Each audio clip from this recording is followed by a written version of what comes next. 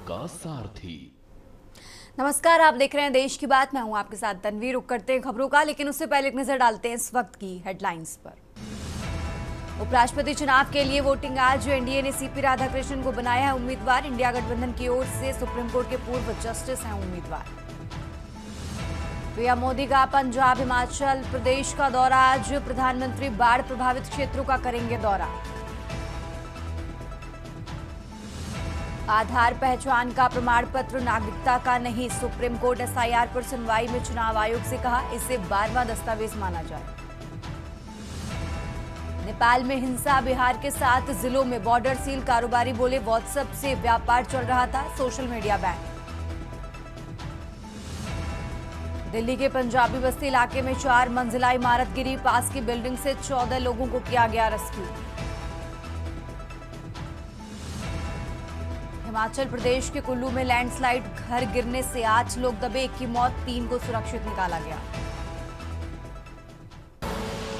आप देख रहे हैं के न्यूज, खबरों का सारथी।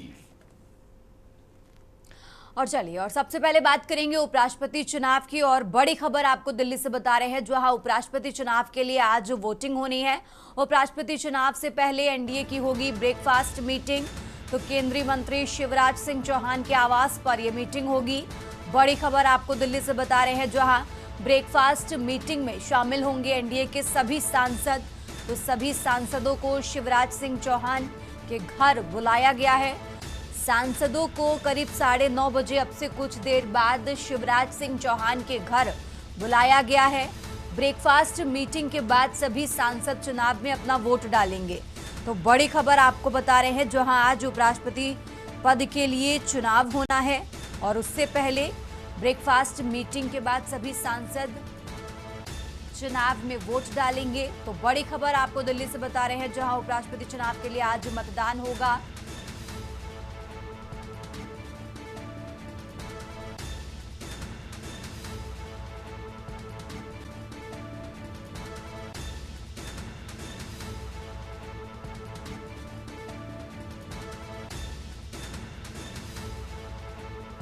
ब्रेकफास्ट मीटिंग में शामिल होंगे एनडीए के सभी सांसद।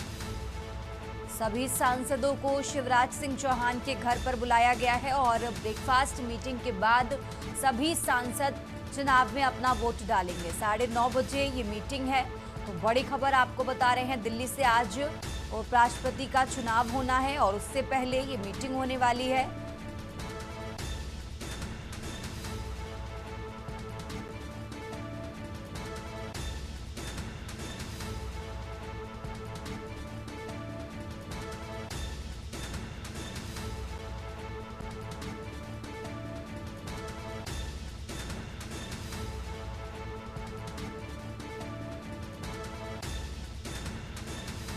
तो दिल्ली से बड़ी खबर आपको बता रहे हैं, देश को आज 15वां उपराष्ट्रपति मिल जाएगा और उससे पहले आज मतदान होगा और उससे पहले केंद्रीय मंत्री शिवराज सिंह चौहान के आवास पर एनडीए के सांसदों की मीटिंग होने वाली है।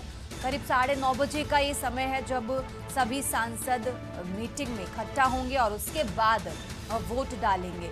तो उपराष्ट्रपति चुनाव के लिए आज मतदान होगा। दिल्ली से बड़ी खबर आपको बता रहे हैं, देश को आज 15वां उपराष्ट्रपति मिल जाएगा।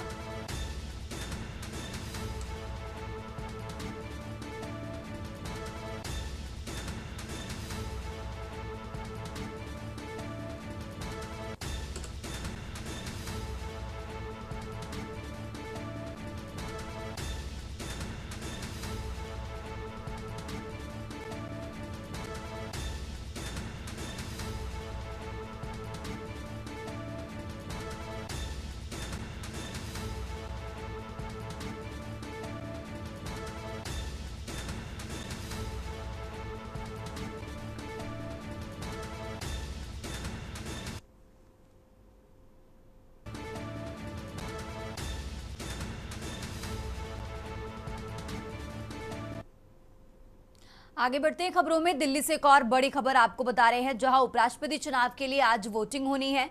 उपराष्ट्रपति चुनाव में जीत के लिए जादुई आंकड़ा का खेल है।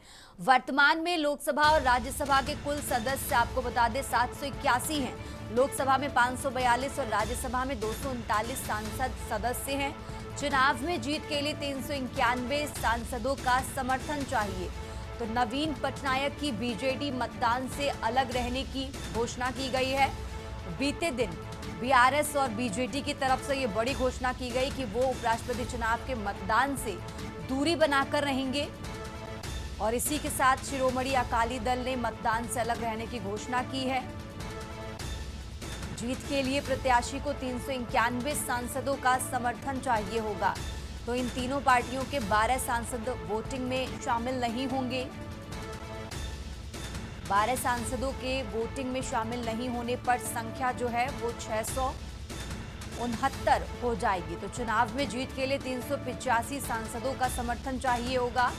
राधा कृष्णन और सुदर्शन को सिर्फ 385 सांसदों का समर्थन होगा।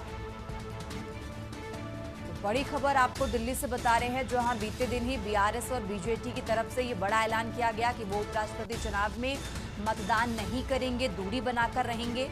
और इसी के साथ शिरोमणि अकाली दल की तरफ से भी ये बड़ा ऐलान किया गया कि वो भी इस मतदान से दूर रहेंगे। तो तीनों ही पार्टियों के कुल 12 सांसद इस मतदान में हिस्सा नहीं लेंगे। दिल्ली से बड़ी खबर आपको बता रहे हैं, जहां आज उपराष्ट्रपति चुनाव के लिए मतदान होना है। आज देश को अपना 15वां उपराष्ट्रपति मिल जाएगा। 10 बजे का समय है जब वो वोटिंग शुरू हो जाएगी और शाम 5 बजे तक वोटिंग चलेगी। तो लोकसभा में 542 और राज्यसभा में 239 सांसद सदस्य हैं। चुनाव में जीत के लिए 391 सांसदों का समर्थन चाहिए।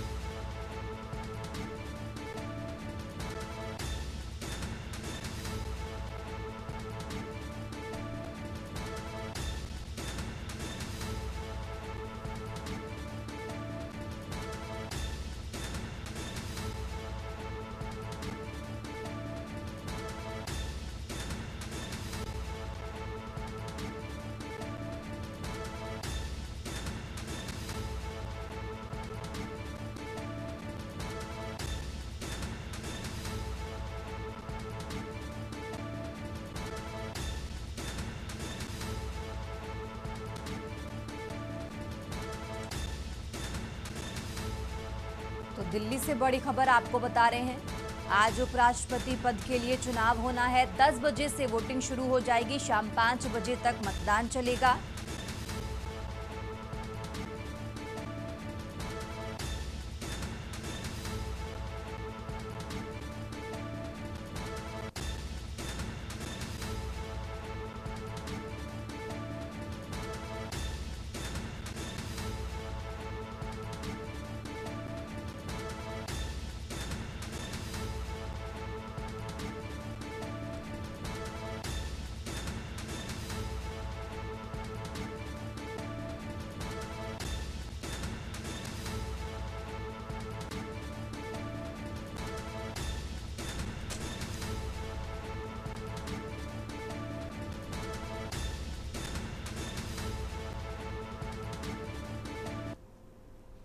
आगे बढ़ते हैं खबरों में। दिल्ली से एक और बड़ी खबर आपको बता रहे हैं, आज मिलेगा देश को नया उपराष्ट्रपति। तो 17वें उपराष्ट्रपति चुनाव के लिए आज वोट डाले जाएंगे।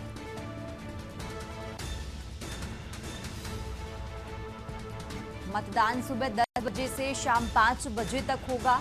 सुबह 10 बजे से कमरा नंबर F101 वसुधा में मतदान होगा।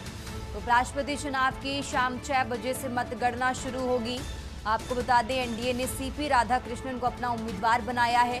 इंडिया गठबंधन ने पूर्व जस्टिस बी सुदर्शन रेड्डी को अपना कैंडिडेट बनाया है। तो आज शाम तक सामने आ जाएंगे चुनाव के नतीजे, यानी आज देश को नया उपराष्ट्रपति मिल जाएगा।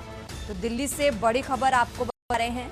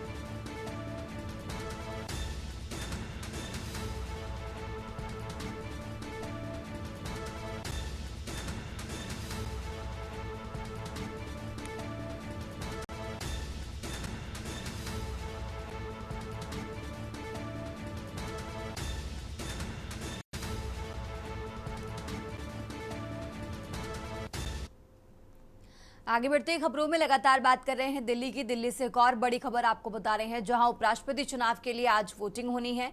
पीएम मोदी उपराष्ट्रपति चुनाव में सुबह 10 बजे सबसे पहले वोट डालेंगे। तो पीएम मोदी वोट डालने के बाद पंजाब, हिमाचल प्रदेश के दौरे पर भी हैं। तो प्रधानमंत्री मोदी बाढ़ प्रभावित क्षेत्रों का दौरा करेंगे। ये बड़ी खबर आपको बता रहे हैं।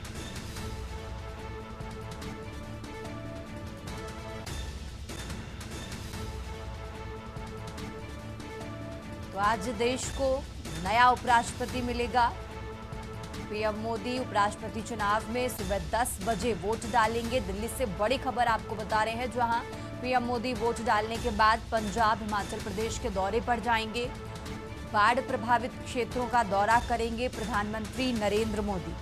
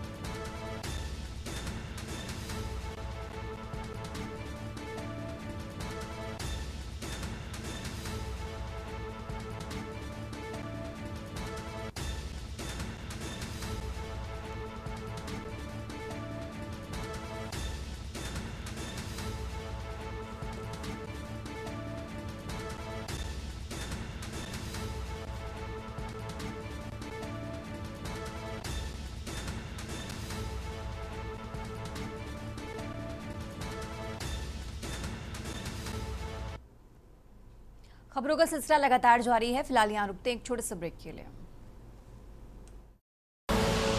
आप देख रहे हैं। ब्रेक से वापस आ चुके हैं। रुक करते हैं खबरों का। बात कर रहे हैं लखनऊ की। लखनऊ से खबर आपको बता रहे हैं, जहां सपा सरकार में हुआ था सरकारी भर्ती में बड़ा घोटाला।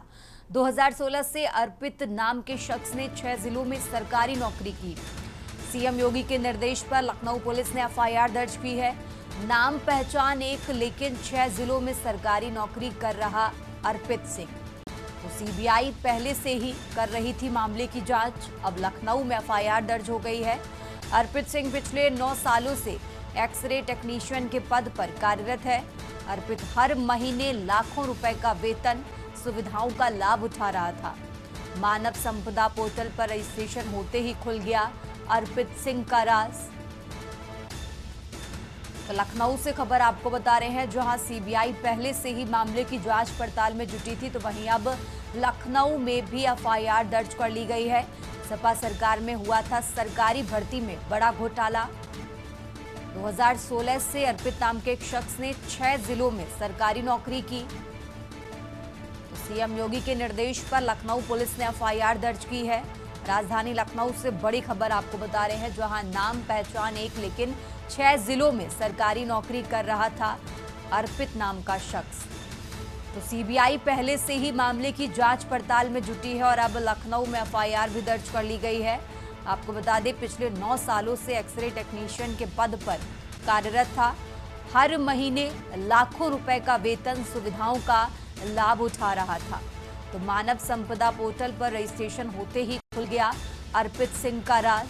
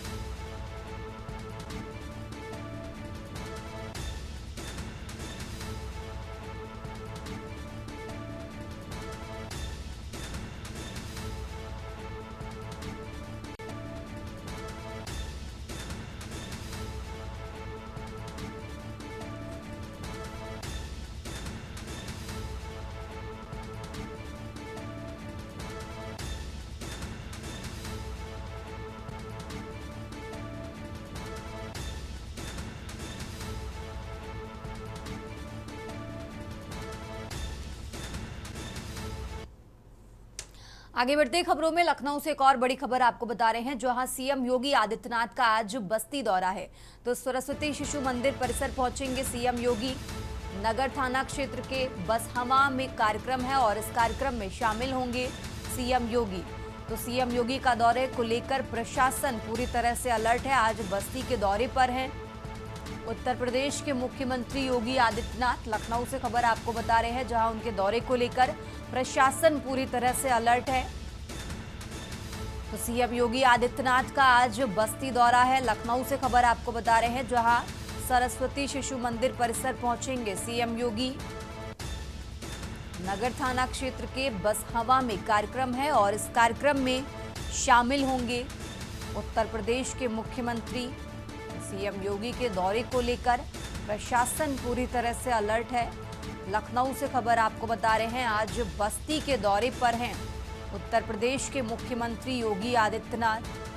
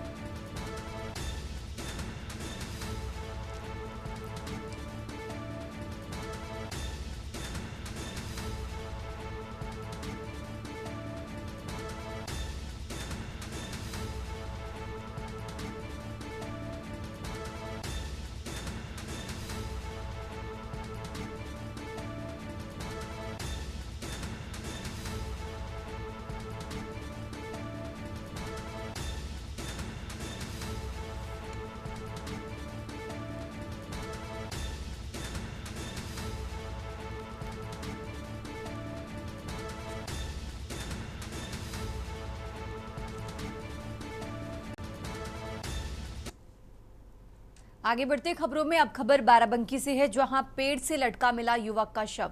पुलिस पर सुसाइड नोट छिपाने का आरोप लगा है, पत्नी को ठहराया जिम्मेदार।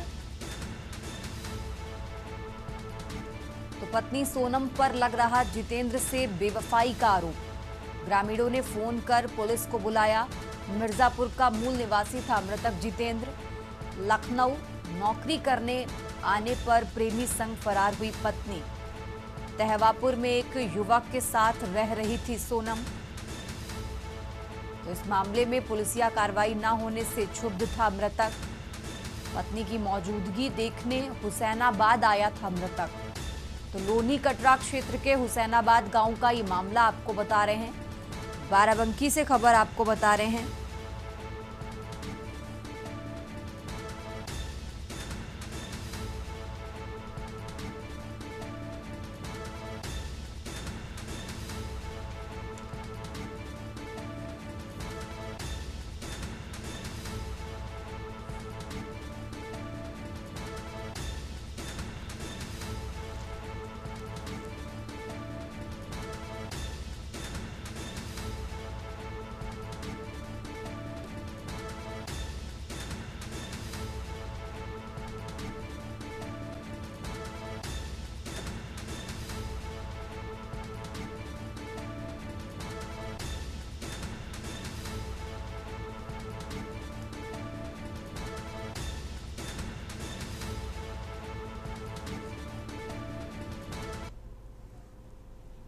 देश की बात में फिलहाल वक्त हो चला एक छोटे से ब्रेक का, फौरन हाजिर होते हैं। आप देख रहे हैं के न्यूज, खबरों का सारथी। केसरिया से मन जोगी हुआ रे, दिल झूमे देखो मतवारा हुआ रे। केसरिया से मन जोगी हुआ। हर पल मनाओ केसरी त्योहार। विमल, बोलो जुबान केसरी। रोज सब्जी का स्वाद बढ़ाए और घर वालों का प्यार पाए। गोल्डी सब्जी मसाले। गोल्डी लाए हैं फ्रेश लॉक टेक्नोलॉजी, जो रखे मसालों को हर समय फ्रेश।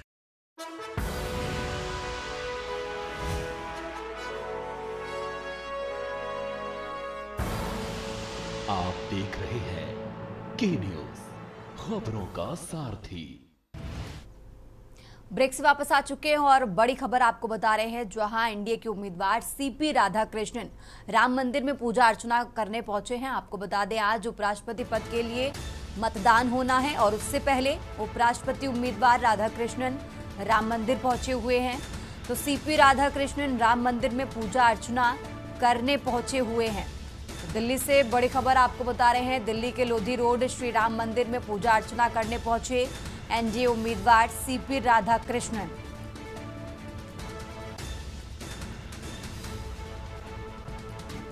तो आज उपराष्ट्रपति पद के लिए चुनाव होना है। एनडीए उम्मीदवार सीपी राधाकृष्णन राम मंदिर में पूजा अर्चना करने पहुंचे हुए हैं। तस्वीरें आपको टीवी स्क्रीन पर दिखा रहे हैं, जहां दिल्ली के लोधी रोड श्री राम मंदिर में पूजा अर्चना करने पहुंचे एनडीए उम्मीदवार सीपी राधाकृष्णन।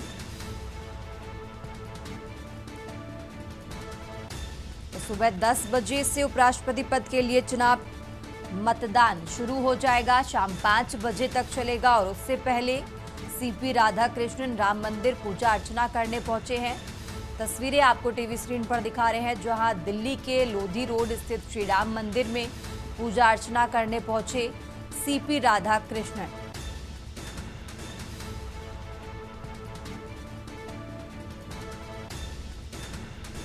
तो आज देश को नया उपराष्ट्रपति मिल जाएगा। आज उपराष्ट्रपति पद के लिए मतदान होना है।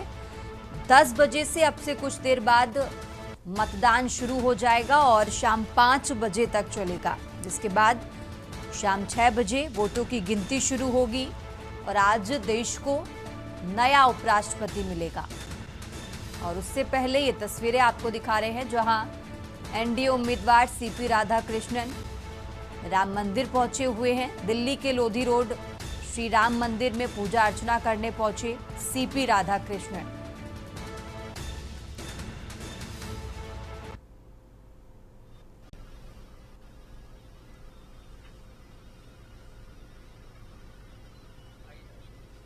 तो 68 साल के सीपी राधाकृष्णन को एनडीए ने अपना उम्मीदवार घोषित किया और अब आज देश को नया उपराष्ट्रपति मिलने वाला है। आज उपराष्ट्रपति पद के लिए चुनाव होना है। 10 बजे से मतदान शुरू होगा और उससे पहले ये तस्वीरें आपको दिखा रहे हैं, जहां सीपी राधाकृष्णन दिल्ली के लोधी रोड श्री राम मंदिर में पूजा अर्चना करने पहुंचे हैं।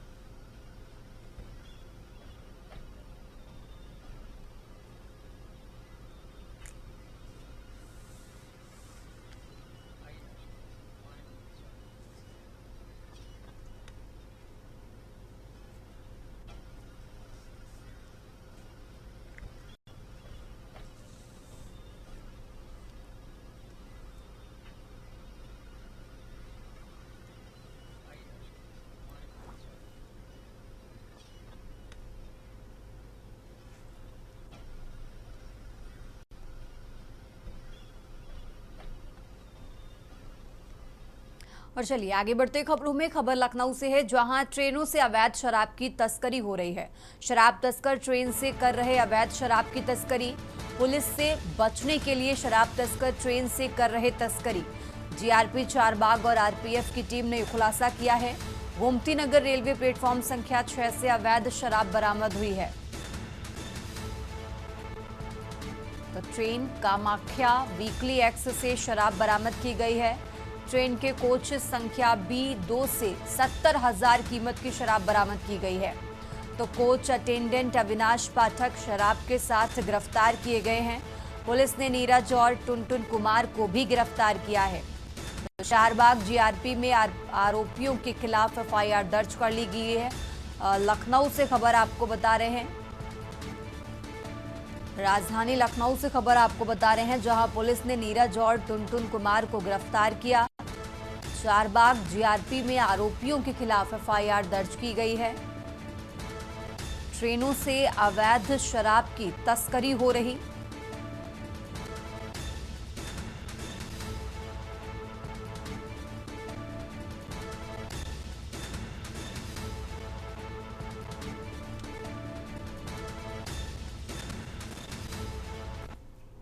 और अब बात कर रहे हैं एटा की। एटा से खबर आपको बता रहे हैं, एटा से खबर आपको बता रहे हैं जहां एटा में पेट्रोल पंप पर दबंगों का हंगामा। कर्मचारी को नियम निभाना महंगा पड़ा है। नो हेलमेट नो फ्यूल का पालन करने पर कर्मचारी की पिटाई की। घटना पेट्रोल पंप पर लगे सीसीटीवी कैमरे में कैद हुई है। एटा से खबर आपको बता रहे हैं। शराब के नशे में धुत बताए जा रहे आरोपी। सूचना पर पहुंची पुलिस के साथ भी अभद्रता की गई, तो पुलिस ने दबंग आरोपी को हिरासत में लिया है। एटा से खबर आपको बता रहे हैं। पुलिस विभाग में बताया जा रहा एक दबंग आरोपी कोतवाली नगर क्षेत्र के पेट्रोल पंप का ये पूरा मामला आपको बता रहे हैं, जहां दबंगों ने पेट्रोल पंप पर हंगामा किया। कर्मचारी को नियम निभाना महंगा पड़ा है। नो हेलमेट नो फ्यूल का पालन करने पर कर्मचारी की पिटाई की गई।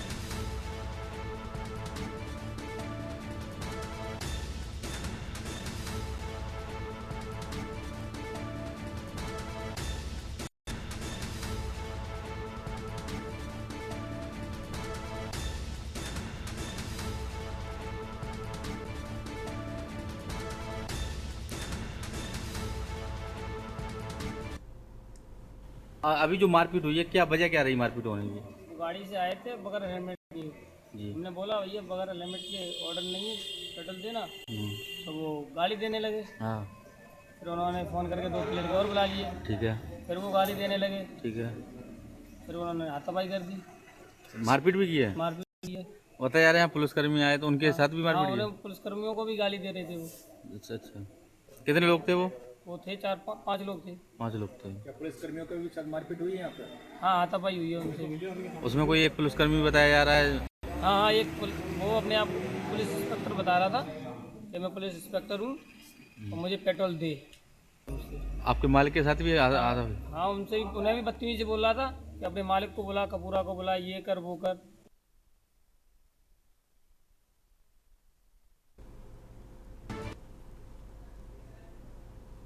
और अब आगे बढ़ते खबरों में बात कर रहे हैं एटा की। एटा से खबर आपको बता रहे हैं। एटा से अहम जानकारी आपको बता रहे हैं, जहां 3 वारदातों को अंजाम दे चुके बदमाशों ने एक के बाद एक वारदात में गिराया पुलिस का इकबाल। बाइक सवार 4 बदमाश लूटपाट करने के बाद फरार हुए हैं। एटा से खबर आपको बता रहे हैं, जहां पीड़ित ने 2 से 2.5 लाख रुपए लूटने का दावा किया है। ऑटो से जाते समय फायर कर लूटपाट का दावा किया गया है। एटा से खबर आपको बता रहे हैं, जहां सूचना पर पहुंची 112 नंबर की पुलिस 1 घंटे बाद तक नहीं पहुंची चौकी और कोतवाली पुलिस। कोतवाली का सीयूजी फोन पर जाती रही बोल।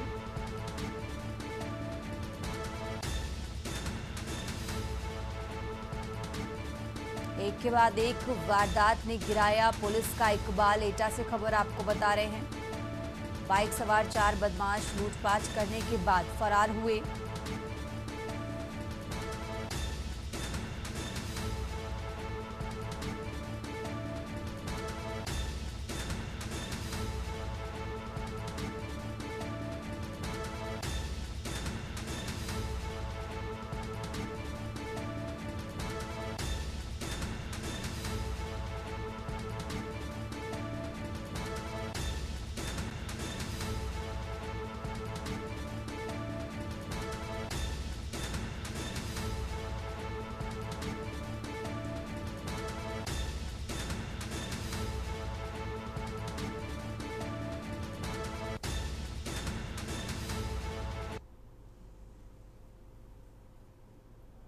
तीन चार बार आदमी आए थे, हाँ तमंचा लेके एक फायर किया है। हाँ। उसके बाद वो पैसे छीन के भाग गए। बैग में पैसे हैं, कितने पैसे थे लगभग 2-2.5 लाख रुपए हैं। कितने लोग थे? 4 लोग थे। हाँ। फायरिंग कितने लोगों ने की है? एक ही फायर हुआ है, एक राउंड भी। पीछे करते हुए आ रही थी वो लोग? ये पीछे काफी पीछे से आ रहा है, ये टोल ट्रक से चले। असल क्या हमारा दवाइयों का धोखा काम है जी। हम लोग टेम्पो में माल बेचते हैं जी। सारा, उधर से लड़का आता है कलेक्शन करता हुआ। ठीक है। आज घटना यहाँ पे ये हुई, मानपुर से निकलते ही ये थोड़ा सा पहले फ्लाईओवर के नीचे जी। लड़का आ रहा था जहाँ हम लोग अभी खड़े हुए हैं। ठीक है। लड़के आ रहे थे उधर से पैसे लेके कलेक्शन लेके। यहाँ पे एक बाइक पे 4 लोग आए, 2 मुंह पे कुछ बांधे हुए थे और 2 साइड खुले हुए थे। एक ने फायर किया, एक साथ फायर मिस भी हुआ, वो कांटे यहाँ पे पड़ा हुआ हम लोगों को मिल गया है। लड़के ने तुरंत यहाँ पे 112 पुलिस को सूचना की, फिर हम लोगों को फोन किया, हम लोग यहाँ पे आ गए। करीब कैश था 2.5 से 3 लाख के आसपास का कैश था और बाकी के पर्चे अर्चे थे, वो सारा कुछ लूट लिया।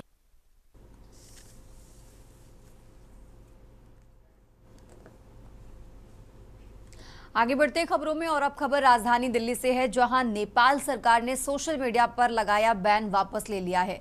हिंसक प्रदर्शनों में 20 की मौत हुई है, 300 से ज्यादा लोग घायल हुए हैं। तो सरकार ने बैन किए गए सोशल मीडिया के 16 ऐप्स। प्रतिबंध से परेशान जेनजी ने प्रदर्शन किया। नेपाल पुलिस ने प्रदर्शनकारियों को तितर-बितर किया। प्रदर्शनकारियों पर पुलिस ने पानी और आंसू गैस के गोले छोड़े। प्रदर्शन में 18 से 19 मौतें होने के बाद नेपाल सरकार ने अपने द्वारा लगाए गए बैन को वापस ले लिया है। तो दिल्ली से बड़ी खबर आपको बता रहे हैं, नेपाल पुलिस ने प्रदर्शनकारियों को तितर-बितर किया। प्रदर्शनकारियों पर पुलिस ने पानी और आंसू गैस के गोले छोड़े। प्रदर्शन में 18 से 19 मौतें होने के बाद नेपाल सरकार ने अपने द्वारा लगाए गए सोशल मीडिया पर बैन को वापस ले लिया है। तो दिल्ली से बड़ी खबर आपको बता रहे हैं।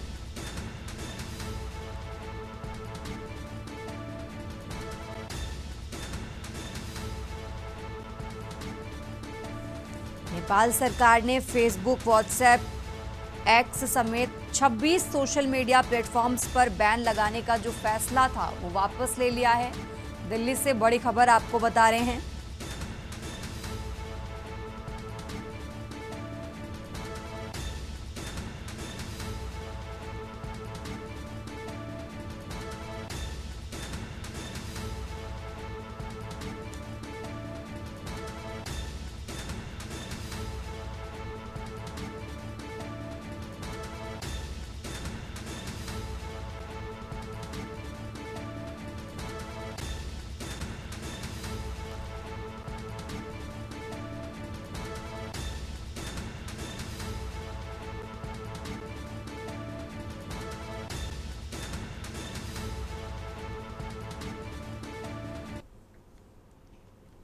आगे बढ़ते खबरों में अब बात कर रहे हैं लखनऊ की, जहां निगोहा क्षेत्र के नाले में पड़ा मिला शव।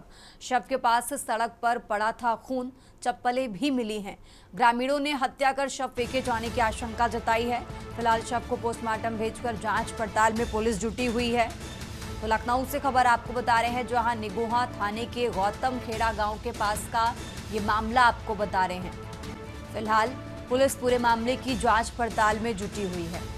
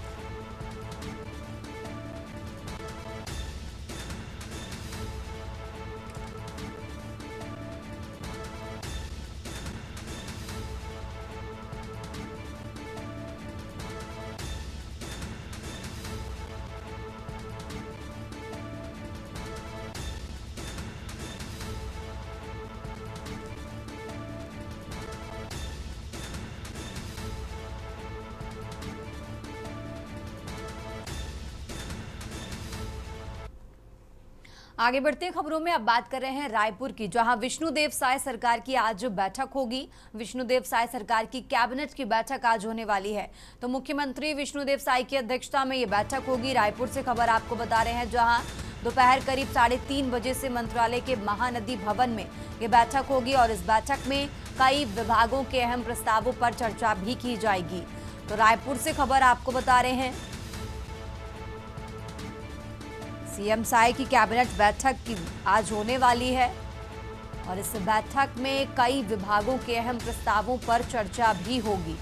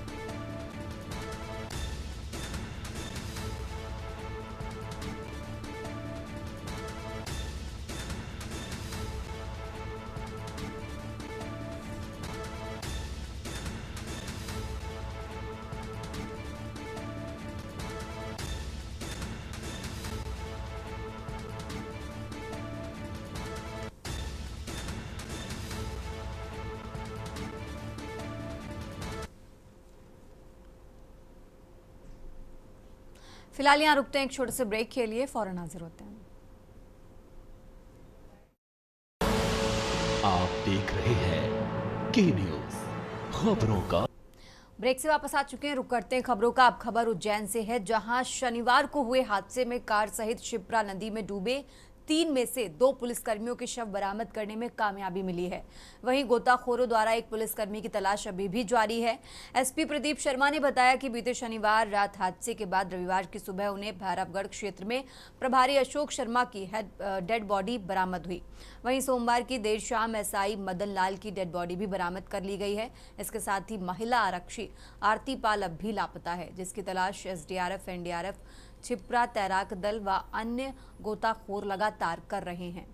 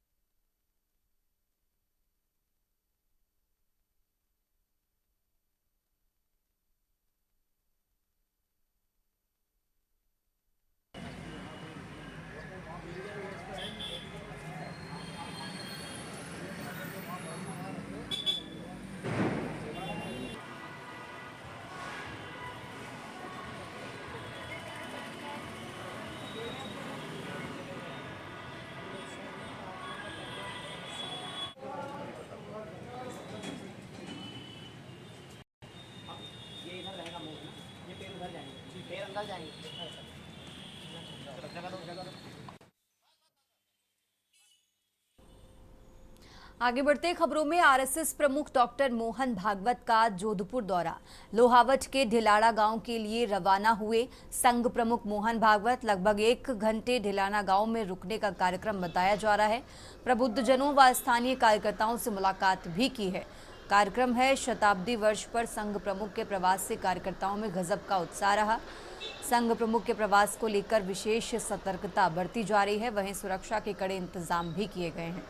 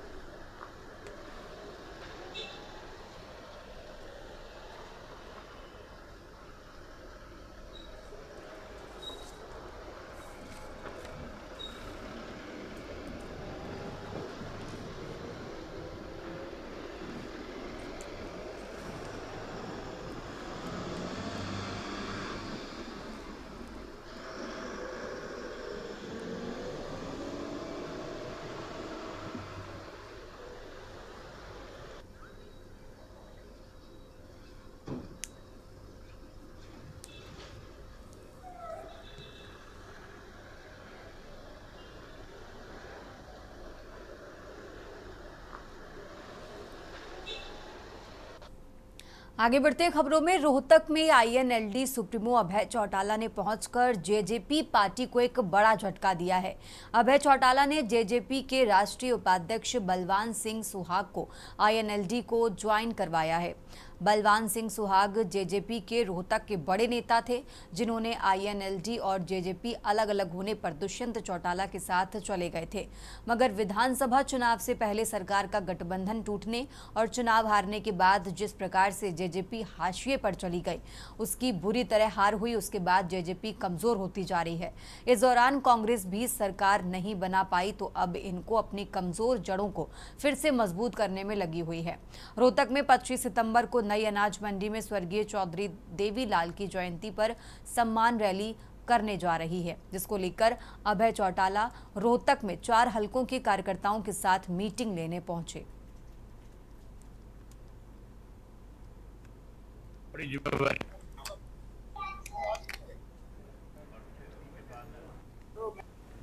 आपका स्वागत है। करनाल में सारी कांग्रेस जो हुड्डा कांग्रेस जो थी कल सारी छोड़ के शैलजा के साथ चली गई। अब उनके भी समझ आ गया ना सबके, ये तो बेईमानी करता है तुम्हारे साथ। कुलदीप सबसे नजदीकी आदमी था ना, शर्मा जी जो है, कल की आपने देखी होगी किसके साथ थे। आप कह रहे हैं भूपेंद्र हुड्डा बीजेपी के साथ है, वो तो कह रहे हैं वोट चोरी करके हरियाणा की सरकार बनानी है। इससे बड़ा चोर तो है नहीं। मैंने कितना बड़ा उदाहरण आपको बताया कि पेन की स्याही बदल के एमएलए के वोट चोर ले गए, खुद चोर है।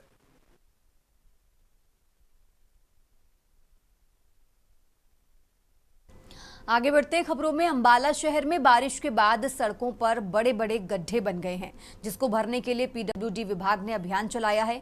उस सतीश कुमार ने कहा कि ये गड्ढे भरने का कोई फायदा नहीं है, मिट्टी और गत्का डाला जा रहा है, जो कि थोड़ी सी बारिश से ही बाहर निकल जाएगा और गड्ढे और बड़े हो जाएंगे, साथ में दुर्घटना बढ़ेगी। इससे पहले भी विभाग से 2 से 3 बार इनको भर चुका है और नतीजा 0 है।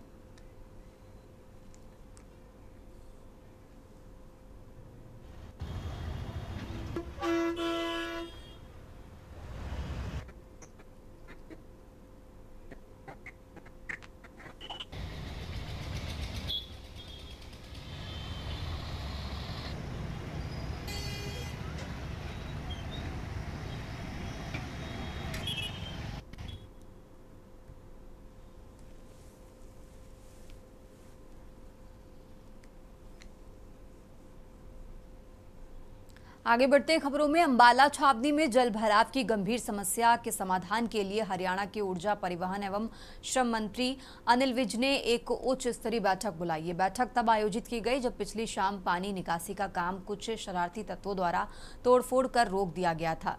12 बजे पीडब्ल्यूडी रेस्ट हाउस में हुई बैठक में उपायुक्त अजय तोमर और पुलिस अधीक्षक अजीत सिंह शेखावत समेत कई विभागों के प्रमुख अधिकारी मौजूद थे। मंत्री विज ने अधिकारियों से पूछा कि जल भराव की स्थिति क्या है और इसे नियंत्रित करने के लिए क्या कदम उठाए गए हैं। अधिकारियों ने बताया कि औद्योगिक क्षेत्र से पानी निकालने के पिछले प्रयास को कुछ लोगों ने बांधा डालकर रोक दिया था। इस पर मंत्री ने साफ निर्देश दिए कि जहां जहां पानी जमा है उसे निकालने के लिए पूरी ताकत के साथ काम किया जाए। उन्होंने जोर देकर कहा कि पानी निकासी के दौरान ये सुनिश्चित किया जाए कि पानी सीधे नालों में जाए, ना कि किसी आवासीय कॉलोनी में।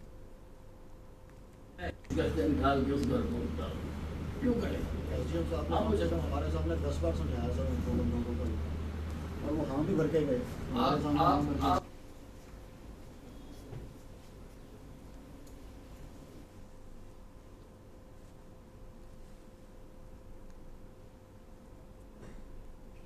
देश की बात में फिलहाल इतना ही। आप देखते रहिए के न्यूज इंडिया। आप देख रहे हैं के न्यूज, खबरों का सारथी।